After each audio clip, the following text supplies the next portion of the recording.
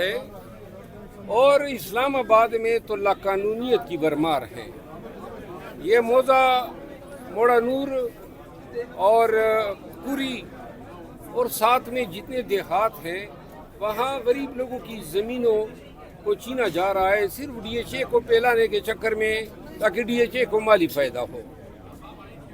اور میرا خیال یہ ہے دور دور تو یہ ہوتا تھا، اب اسلام آباد میں ہو رہا ہے. یہ حکومت وقت کے لیے سوالیہ نشان ہے، اس کو روکنا چاہیے. اور عدالتوں سے تو ویسے ہی ہم نا امید ہو چکے ہیں.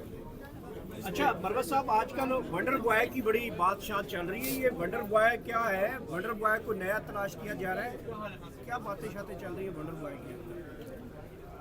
یہ ونڈر بوائے تو ویسے میرے خیال میں کوئی شوشہ چھوڑا گیا. ونڈر بوائے کہاں آسمان سے آئے گا؟ کہاں سے اترے گا ونڈر بوائے؟ سر آپ تو نہیں ونڈر بوائے. آپ تو نہیں ونڈر بوائے. ہم بالکل اکیلے رہ گئے ہیں. کسی پارٹی کے ساتھ کوئی ہمارا یہ نہیں ہے. حق کی بات کرتے ہیں تو پی ٹی آئی والے بھی ناراض ہوتے ہیں، نون والے بھی ناراض ہوتے ہیں. پیپل پارٹی جھوٹ بولا نہیں جا سکتا. یہ بھی نہیں ہو سکتا ہے کہ غیر سیاسی ہوں.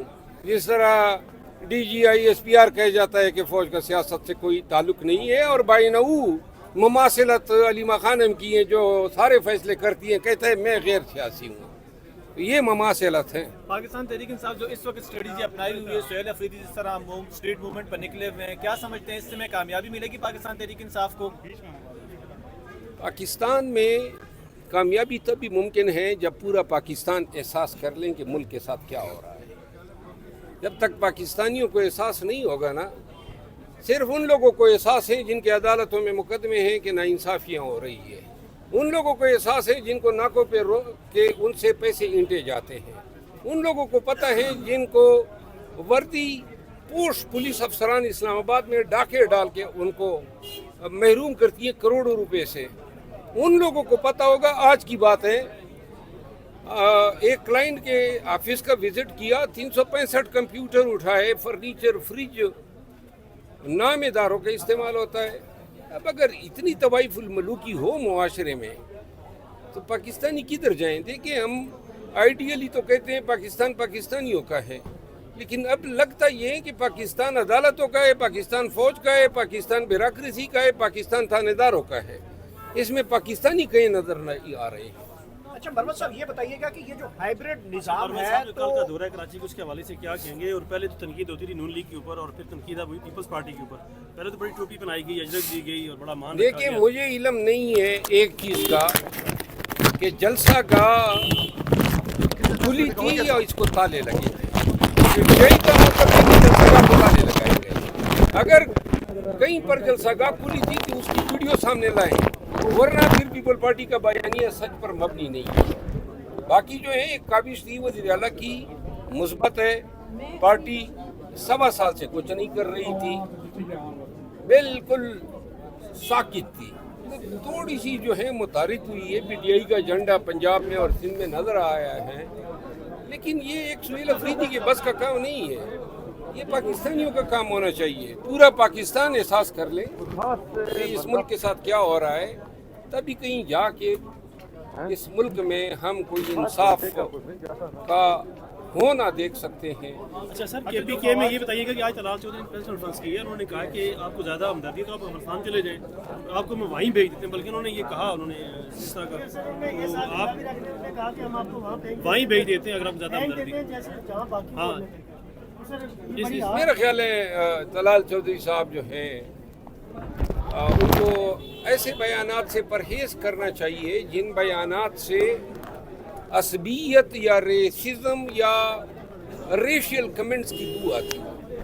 دیکھیے، ہم خیبر پختونخوا میں آباد پاکستانی ہیں. پاکستانی ہونے پر جو پاکستانی فخر نہیں کرے گا پھر اس کو پاکستان سے لا تعلق ہونا چاہیے. لیکن ہر جگہ کے پی کے کا نام یا افغان کا نام یا پشتون کا نام تحقیر سے استعمال کرنا اور ان کو یہ تانے دینا کہ افغانستان بھیج دیں گے، کس طرح کیا کون کون سی کور کیا؟ یعنی کس طرح ہم ہمارا وطن ہمارے پرکوں کا وطن ہے کوئی چھین سکتا ہے. ایکولی جتنے طلال چودھری صاحب پاکستانی ہیں اتنا میں ہوں کہ پی کے کا شخص ہیں، اور میرا خیال ہے کہ ایسے بیانات دل دکھانے کا باعث بنتے ہیں. اچھا یہ جو نیشنل ڈائلاگ والا پارلیمنٹرین اور بھی بہت آگے پیچھے کھڑے ہیں، لیکن ڈیجیٹل میڈیا کے لوگ آپ کو گھیر کے کھڑے کافی ٹائم سے، کیا وجہ ہے اتنی محبت کی؟ یہی محبت تو ہمیں لے ڈوبی ہے. یہ محبت نہ ہوتی تو آج بھی پی ٹی آئی کے صفوں میں ہم کھڑے ہوتے. آج آپ منسٹر ہوتے ہیں. تو یعنی کہ آپ کے کہنے کا مطلب یہی ہے جو کھڑے اور سب نہیں دیکھیے یہ وہ لوگ ہیں، یہ وہ لوگ ہیں جنہوں نے میرے خیال میں میرے ساتھ 9 مئی کے بعد بہت سارے کنونشن کور کیے. یہ لوگ یہ نہیں شاہد ہیں کس طرح ہم پہ شیلنگ ہوتی تھی، گولیاں چلتی تھی، روڈ بند ہوتے تھے، ناکے لگتے تھے، لاشیں گرتی تھی. تو لہٰذا ان لوگوں نے برا وقت میرے ساتھ دیکھا ہے، اور پی ٹی آئی کے لوگوں نے برا وقت میرے ساتھ دیکھا ہے. وہ یعنی چشمدید گواہ ہیں، کہیں پر ہمیں سکھ کا سانس نہیں لینے دیا گیا.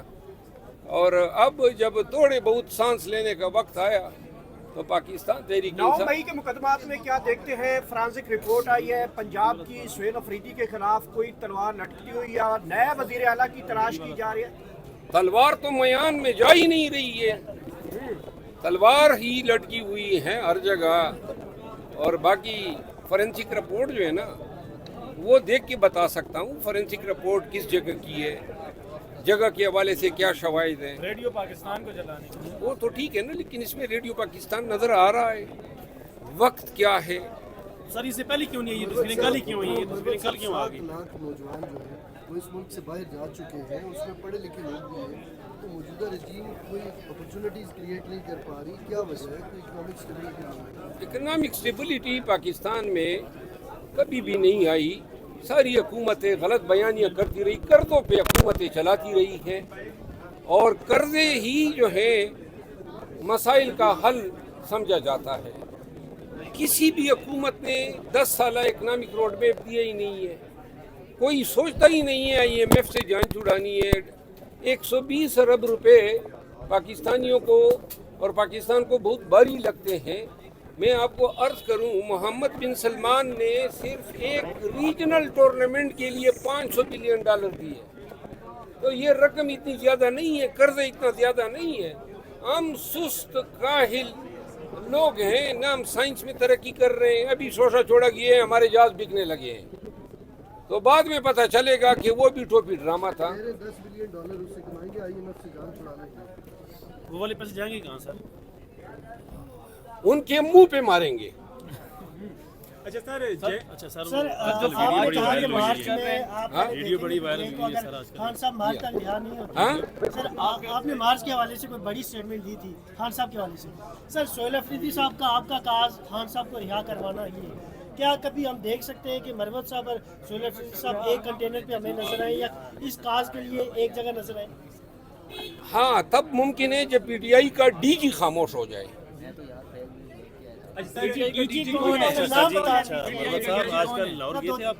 ہاں میں گیا تھا.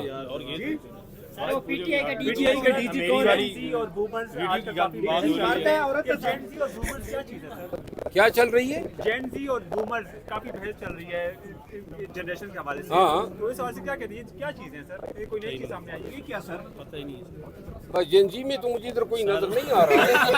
سر آپ بھی پھر بومر ہیں. سر ویڈیو آج کل ایک چل رہی ہے، بڑی زیادہ چل رہی ہے، ٹاپ ٹرینڈ بنی ہوئی ہے. تو کون سی؟ یہ تو سر آپ کو بہتر پتا ہوگا. میری والی سر کو آج کل کون سی ویڈیو ہے؟ لاہور کی سر، لاہور کی. یار مجھے کوئی پتہ نہیں ہے نا. اچھا سر میں بھیج دوں گا سر آپ. کیا ہوا ہے اس ویڈیو میں؟ کچھ خارش ہوا ہے کسی کو؟ سر جو فواد چودھری کوشش کر رہے ہیں، اب دو دیکھ لیں، ایک طرف سہیل افریدی ہیں اور ایک طرف فواد چودھری ہیں. دونوں کا کاز یہ ہے کہ عمران خان کو رہائی دلوانی ہے. تو کیا سمجھتے ہیں کس کو پہلے کامیابی مل سکتی ہے؟ یہ آپ نے سوال کیا کیا؟ دوست دیکھ لیں. دونوں کا جو راستہ ہے وہ ایک ہی ہے، دونوں کا جو ہے وہ منزل ایک ہی ہے. دونوں کہہ رہے ہیں کہ ہم عمران خان کو رہائی دلوا رہے وہ ہیں. تو فواد ٹھیک چودھری ہے نا. نیشنل ڈائلاگ کے ذریعے سب سے بڑا عالمگیر مسئلہ بنا ہوا ہے کہ پی ٹی آئی اور خان کے چاہنے والوں کو یکجا کون کرے گا. یعنی رویہ تو یہ تھا نا پی ٹی آئی اس فواد چودھری صاحب اور ان کے ساتھیوں کی طرف سے جو ڈائلاگ انہوں نے منعقد کی اسلام آباد میں، اس میں گئی تک نہیں. تو لہذا یہ خواب ہی ہو سکتا ہے. ہم اناؤں میں ہم اپنی حمیتوں کے حصار میں گرے ہوئے ہیں. ہمیں احساس ہی نہیں ہے کہ ہم اپنی ضد کی وجہ سے، ہٹ درمی کی وجہ سے کتنا قیمتی وقت ضائع کر چکے ہیں. خان 1.25 سال سے خان کی رہائی کے لیے کچھ نہیں ہو رہا ہے.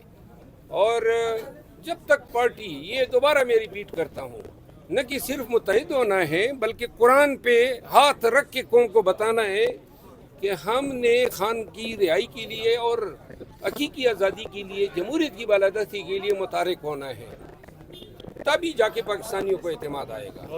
اللہ. ہاں جی.